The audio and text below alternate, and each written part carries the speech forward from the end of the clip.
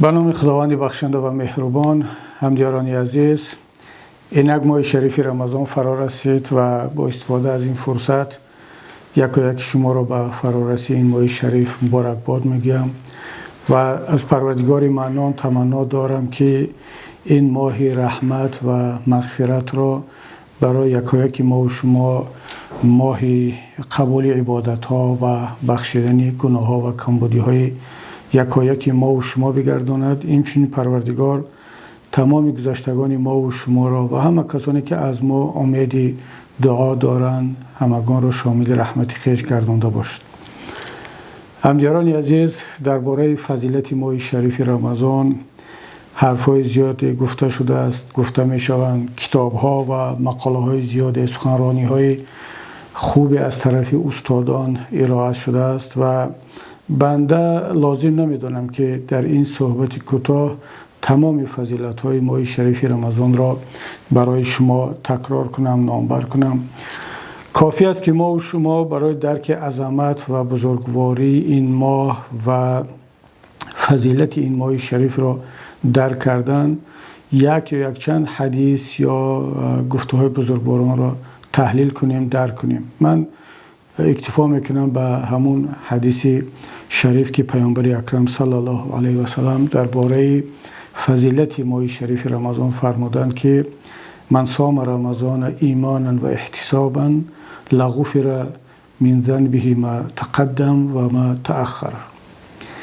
هر کسی که ماه شریف رمضان را طبق فرموده این حدیث شریف با ایمان و احتساب، یعنی آگاهانه و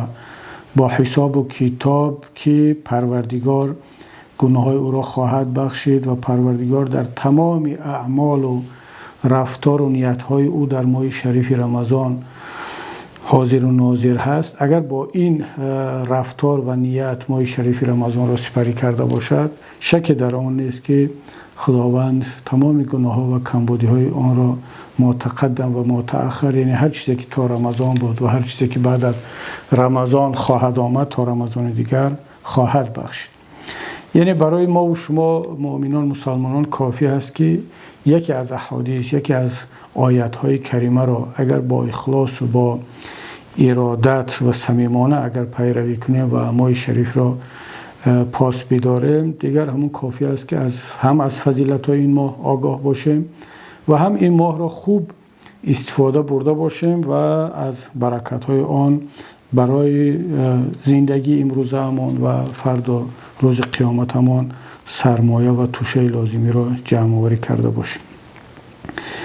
بنابر همین من زیاد درباره فضیلت این ماه ایستادنی نیستم و تنها امیدوارم و دعاگو هستم که خداوند خودش ببخشاید و قبول کند عبادت های ما را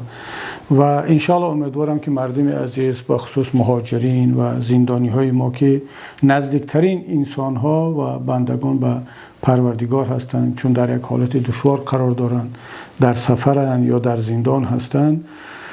اونها نه تنها در حق ملت، در حق خودشان دعا میکنند، بلکه برادران مهاجر خود را و ما را از دعای خود فراموش نخواهند کرد. و اما در برابر این ما کسانی که در خارج هستیم از نعمت آزادی برخوردار هستیم، نباید فراموش کنیم که در برابر برادران مهاجر و برادران و خواهران زندانی خودمان مسئولیت ها و عهده‌داری های زیاد داریم. در این ماه شریف رمضان تکرار فضیلت ها و تکرار مسئولیت و رسالت یک بنده مؤمن، گفتن این حرفا به یکدیگر خیلی مهم است برادران خواهران عزیز، اما کافی نیست. ما نباید فراموش کنیم که اکثر علما، اکثر دانشمندان و حتی وقتهای آخر به یک نمود سیاست تبدیل شده است که مسئولین دولتی و سیاستمداران همگان تلاش میکنند که در ماه شریف رمضان یا در مناسبت های عیدها و مراسم های دیگر مردم رو همیشه به صبر، به تحمل گرایی، به خیر و صدقه، به سخاوت پیشگی دعوت میکنند و گویا وظیفه خود را با همین انجام شده میدانند که یک بار تذکر دادن، یک بار مردم رو دعوت کردن که صبور باشد، تحمل گرا باشد و گذشت کند نسبت دیگران، خیر و سخاوت کند تاجران را دعوت میکنن که نرخ‌ها را بلند نبردارند یا نرخ‌ها را از بودش ارزان تر کنند. اما یاد همگان می رود که قبل از آن که یک انسان نفر دیگری را دعوت کند، چی به صبر، چی به تحمل، چی به خیر و صداقت، چی به عدالت کردن، باید فکر کند که این حرفها، این سخنها روانه شده است پیش از همه به خودش و باید به خودش روانه شود و باید خودش را در آینه ماه شریف رمضان و در آینه این همه آیت ها و حدیث ها و روایت هایی که برای دیگران قصه میکند بگذارد و از خود سوال کند که آیا من خودم به آن چیزهایی که برای دیگران گفته ایستادم پایبند هستم یا نه. برای مثال وقتی یک مسئول دعوت میکند تمام شهروندان را، چه رهبری کشور باشد، چه سیاستمدار باشد، چه رهبر یک حزب و حرکت باشد یا چه یک عالم باشد، در منبر دعوت میکند به خیر و سخاوت، به عدالت، به گذشت کردن، به برادری و محبت و صمیمیت، از خود سوال کند که آیا من خودم پایبند همین ارزش‌ها هستم یا نیستم، یا این شعارها و ارزش‌ها را تنها برای نصیحت دیگران و برای خودنمایی و برای ریا استفاده میبرم، برای سیاست ها استفاده برده ایستادم. بنابراین وقتی که ما دعوت میکنیم برای مثال از مهاجرین که آنها صبر کنند، این مشکلات را تحمل کنند، آیا سوال میدهیم که این مهاجری مظلوم مگر غیر از صبر و تحمل باز یگان راه دیگر دارد؟ کسی را که به این هم خودش صبر کرده ایستاده است، تحمل کرده ایستاده است، باز ما دعوت میکنیم که شما صبر کنید، به جای آنکه آنها را دعوت به یک راه حلی مشخص کنیم یا راهنمایی کنیم برای رسیدن به یک زندگی بهتر و رهایی از مشکلات، ما باز هم یک انسانی صبور و پرتحمل را دعوت باز به صبر میکنیم. یا یک زندانی که به این هم در بین 4 دیوار نشسته است، جز از صبر و دعا کردن دیگر کاری ندارد، راهی ندارد، علاجی ندارد. دعوت کردن این نفر زندانی به صبر و تحمل این یک زیاده روی در یا سوء استفاده از واژه صبر است، در صورتی که ما میدانیم که اونها جز صبر راه و علاج دیگری ندارند. ما باید هموطنان عزیز در این ماه شریف رمضان، البته در همه وقت و زمان، اما باز هم در ماه شریف رمضان بیشتر، چون این ماه عبادت است، برکت است و حرکت است، ما باید پیش از همه خودمان رو دعوت کنیم. اگر به صبر دعوت کردنیم، خودمان رو به صبر دعوت کنیم. اگر به حرکت دعوت کردنیم، به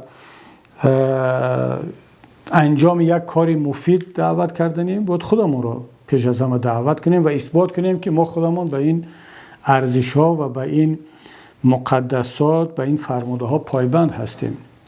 برای مثال وقتی که ما درباره صبر صحبت میکنیم و اخیراً هم باز در صحبت های سیاستمداران و رهبران باز هم مردم تاجیک دعوت به صبر شد و به مشکلات را تحمل کردن شد، گویا که در این 20 سال اخیر مردم تاجیکستان از خود صبر نشان نداده باشند. گویا مردم تاجیک در این مشکلات نبودند، در این 20 سال و بار اول با مشکلات روبرو میشوند. یادمان نرود محترم مسئولین، محترم اهل منبر، اهل میکروفون و اهل سیاست، که ملت تاجیک 30 سال است در مشکلات گرفتار است، 30 سال است صبر کرده ایستاده است. ملت تاجیک از یک بحران به بحران دیگر انتقال می‌یابد. از مهاجرت خلاص می‌شود که به برقی، از به برقی خلاص می‌شود به روسیه هجرت می‌کند، در اونجا باز ده ها مشکلات دیگر هست. الان باز در نتیجه این جنگ بین روسیه و اوکراین باز مصیبت‌های دیگر بالای مهاجرین آماده ایستاده است که معاش کم می‌شود، پول کم شده ایستاده است، قرب پولشون به زمین زده ایستاده است، جای کار را از دست می‌دهند و گویا که مسئولین ما این مشکلات مردم را ندیدن، صبر و تحمل مردم را ندیدن، باز مردم را دعوت به صبر و تحمل میکنند. ما هم بارها در گذشته و حالا هم ما هم دعوت به صبر میکنیم، اما دعوت ما به صبر از دعوت دیگران فرق میکند. دعوت دیگران به صبر به معنای آن هست که شما شکایت نکنید، شما اصلا حرکت نکنید، شما دست به یگان تلاش برای رسیدن به حق خود نزنید، شما خاموش باشید،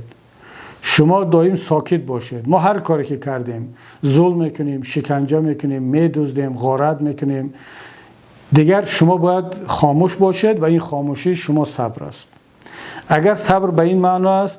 بدانند که نه، این دعوت به صبر نیست، بلکه این دعوت به غلامی و به خودفریبی، به خود نابود کنی هست، هم خود نابود کنی شخص و هم ملت. اما وقتی که ما به صبر دعوت میکنیم، چی در ماه شریف رمضان، چی در وقتهای دیگر، معنیش دیگر است. اگر در ماه شریف رمضان دعوت به صبر میکنیم،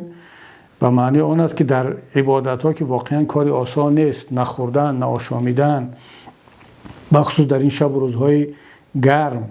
که مردم کار میکنن، دانشجو هستند یا در هجرت هستند، نخوردن و نآشامیدن واقعا صبر بزرگ رو طلب میکند. و ما هم دعوت همون است که در برابر این مشکلات ها مردم صبر کنند و حق بندگی خدا در نزد پروردگار همان طوری که تقاضا می شود ادا کنند. اما در مسائل های دیگر، در مسائل های زندگی، سیاست، اقتصاد، در مبارزه علیه ظلم هم باید صبر کرد. صبر به معنی اونه که خاموش بود، بلکه وقتی که با مبارزه برخاستی و دیدی که یک ناعدالتی هست، یک ظلم هست، باید تلاش کنی آن را برطرف کرد. باید در این تلاش و مبارزه خودت استوار بود و صبر کرد. اگر در مبارزه صبر کردیم، پس ما صبر را به معنای واقعیش فهمیدیم. اما اگر در برابر ظلم خاموش ایستادیم، این صبر نیست، بلکه این ترس است، این دست کشیدن از مبارزه است. این همون صبری هست در ناخوراک که دیگران برای ما تلقین میکنند. اما اون صبری که پروردگار درباره‌اش میگوید، اون صبری که قرآن درباره‌اش میگوید و پیامبر میگوید، و اون صبری که برای یک ملت لازم است، این است که در مبارزه صبور باشد، در استواری صبور باشد. وقتی که دید که یک ظلم هست، شکنجه هست، اینجا باید صبر کند، از دشواریان نترسد و تا آخر، تا رسیدن به پیروزی و عدالت باید که استوار باقی بماند. بنابراین وقتی که ما برادران، خواهران زندانی خود را که در این شب و روز باید از اولویت های ما باشند دعوت به صبر میکنیم، فقط یک معنی دارد که شما در عبادت ها و دعا کردن صبور باشد و ناامید نشوید، در نگه داشتن انگیزه و روحیه امیدوار کننده صبور باشد. اما وظیفه ما کسانی که از نعمت آزادی برخوردار هستیم، چه در داخل کشور چه در خارج، این است که در مبارزه به خاطر آزاد کردن این برادران صبور داخل زندان یا مهاجر، ما هم باید صبر کنیم، استواری نشان بدهیم و تا به پیروزی، تا به آخر برسیم. ببینید در همین شب و روز وقتی که گپ درباره زندانی ها می رود، پیشتر ما چند سال است که فقط زندانی های مرد داشتیم، برادران ما و شما زندانی بودن. اگرچه در اولهای این مبارزه خواهر ظرفا خواجه و هم ظرفا رحمانی هم زندانی شدن، اما بعداً تحت فشار جامعه بین المللی و ننگ و ناموس و اون هم در عوض مجبورش کردن، فشارش آوردن که بعضی حرفا رو بگید، آزاد شد خدا را شکر. اما اخیراً باز یک مادر مبارز دیگر رو، انیخترش هم خودش مادر مبارز است و هم مادر یکی از مبارزان رو، مادر برادر عبدالرحمن رو زندانی کردن که باز صفحه خواهران مبارز در پهلوی برادران باز بیشتر شد. این خانواده استاد مرحوم سید عبدالله نوری رو که تقریبا از این خانواده یگان مرد باقی نموند در داخل کشور که یا در زندان نباشد یا در هجرت نباشد. یعنی کاملا دارن انتقامشون رو از یک خانواده میگیرن. حالا اگر ما به این خواهر، به مادر برادر عبدالرحمن یا به این برادران زندانی، چی از خانواده استاد، چی از کسانی که تا در این 4-5 سال 6 سال اخیر زندانی شدن، اگر دعوت از صبر کنیم که صبر کنن، در عوضش با آنها چی وعده میکنیم؟ آیا ما میتونیم با آنها وعده کنیم که برادران و خواهران شما یک کمی دیگر صبر کنید، وقت نزدیک آمده است؟ این برادران و خواهرانی که در آزادی هستند، چه در داخل وطن چه در خارج، شبانه روزی در فکر آزاد کردن شما هستند و وعده بدهند که به قریبی انشاءالله شما آزاد خواهید شد. اگر ما این وعده را با آنها میدیم، در پهلوی دعوت به صبر و خودمان در این مبارزه امان صبور هستیم و استوار هستیم، پس اون صبری که با آن دعوت میکنیم معنی پیدا میکند. اما نه با اون صبری که دیگران دعوت میکند که ما میدزدیم، غارت میکنیم، ما کاری از دستمون نمیاد در مسئله اداره کشور. اما شما همیشه صبر کنید، خاموش باشید، دست به یگان اعتراض نزنید که وضعیت متشنج است. نه برادران، ما باید فریب چنین دعوت به صبرها را نخوریم، بلکه دقیقاً در ماه شریف رمضان که هم ماه عبادت است، هم ماه برکت است، هم ماه بیداری و خودشناسی هست، باید یک بار تدبر کرد، تأمل کرد که ما چه رسالت داریم، چه مسئولیت داریم و چی کار باید کنیم. من شک ندارم اگر ما در این ماه عبادت میکنیم، طبق روایت ها پاداشش 10 چند هست. اگر ما حرکت میکنیم، برکتش 10 چند است. اگر ما کار را انجام میدهیم، مطمئن باشد که نتیجه آن انشاءالله که در آینده نزدیک 10 چند در مقایسه با ماهای دیگر خواهد بود. همدیاران عزیز، شک نیست که در این 1 سال 2 سال آینده دشواری های زیاد در روبروی ما خواهد ایستاد و در این باره همگان گفته ایستادند. اما برخلاف دیگران، ما شخصا خود من که عادت کردم در همه گونه دشواری یک راه حل را هم ببینم، پیدا کنم، در همه تاریکی یک روشنایی را هم ببینم. در این تاریکی و در این مشکلاتی که در روبروی ملت ایستاده است، باز یک روشنایی را هم میبینم، به شرطی که ملت خودش بیدار شود، آگاه باشد و درک کند که اکنون دیگر به یک نقطه رسید ملت تاجیکی نمیتواند دیگر بجز خداوند و بجز خودش تکیه به کسی دیگر کند. ما تا امروز ملت ما فکر میکرد که اگر در داخل کشور زندگی دشوار است، جای کار نیست، معاش کم است، برق نیست و ده ها مشکلات دیگر است، حکومت از عهده تأمین مردم به یک زندگی سربلندانه نمیبراید، میگفتیم خب روسیه هست و به روسیه، به قزاقستان، به کشورهای دیگر مردم هجرت میکردند و قوت لایموت خود و فرزندان را از اونجا پیدا میکرد. الان دیگر تکیه به کم میکنیم. در نتیجه این تحریمایی که اعلان شده ایستاده است، شک نیست که وضعیت روسیه و دیگر کشورهای سابق شوروی از تاجیکستان هم بدتر خواهد شد. ما را دیگر نه چین کمک کرده میتواند، نه روسیه، نه ایران، نه ترکیه، نه امریکا و نه اروپا. باز تکرار میکنم، یگانه تکیهگاه ما پروردگار و خود ملت تاجیک و وطن عزیزمان باید باشد. ما شروع از این ماه شریف رمضان تا به مرحله بعدی دیگر مردم، ملت باید به این نتیجه برسد، به این قرار برسد که باید که مسئولیت را به دست خودش بگیرد، ملت خودش بیدار شود، تقدیرش را به دست خود بگیرد. تا اگر تقدیر را به دست خودش نگیرد، ملت تاجیک به هیچ کجا نخواهد رسید. ما با 100 سالهای دیگر به امید روسیه، به امید چین، امریکا، اروپا، کشورهای دیگر باقی خواهیم ماند که در نهایت باز همین حادثه تکرار می شود. و چنانه که پروردگار عظیم‌الشأن در قرآن هم می‌فرماید که استعیذ بالله ان الله لا یغیر ما بقوم حتی یغیروا ما بانفسهم. یعنی حتی خداوند هم تغییر نمی‌دهد حیات و تقدیر یک قومی را که خودش تغییر ندهد آن چیزی را که در زندگیش هست. و گفته شاعر،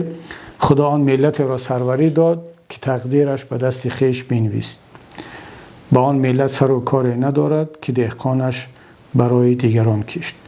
پس انشاءالله که در این مشکلات، در این تاریکی ها ما باید یک روشنایی را ببینیم. روشنایی این بیداری ملت است، این اعتماد ملت به خودش است، تکیه به خداوند، تکیه به خود مردم و ملت. ما باید از همین روز شروع کرده، از ماه شریف رمضان، فعالیت خود را، تلاش خود را هم برای عبادت و هم برای آزادی، هم برای استقلالیت و هم برای زندگی دست جمعانه در وطن عزیزمان، یگانه امیدگاه همه تاجیکستانیان،